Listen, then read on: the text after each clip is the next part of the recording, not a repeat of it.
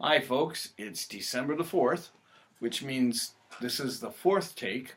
No, actually what it means is it is time for chapter 4 of Charles Dickens' A Christmas Carol.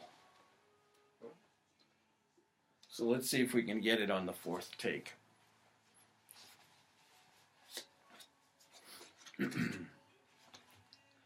The color drained from his face, though, when the heavy door to his bedroom flew open.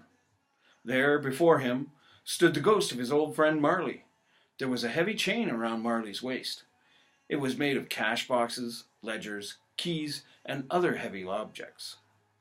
"How now," said Scrooge, cold as ever. "What do you want with me?" "Much." It was Marley's voice, no doubt about it. At this, the ghost raised a frightful cry and shook its chain with such a scary and appalling noise that Scrooge held on tight to his chair to save himself from fainting. Scrooge fell upon his knees and clasped his hands before his face. "Mercy," he said. "Dreadful spirit, why do you trouble me?" "Do you believe in me or not?" asked the ghost.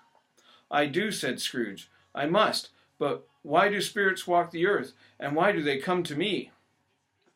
"It is required of every man," the ghost returned, "that the spirit within him should walk abroad among his fellow men and travel far and wide to observe the unhappiness he created while alive."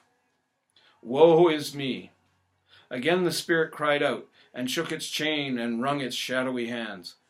"You are chained," said Scrooge, trembling. "Tell me why." "I wear this chain I forged in life," replied the ghost. "I made it link by link and yard by yard." Scrooge trembled more and more. "Do you know," pursued the ghost, "the weight and length of the strong chain you bear yourself? It was full as heavy and as long as this 7 Christmas Eves ago. You have been even more dismal since then. It is an enormous chain."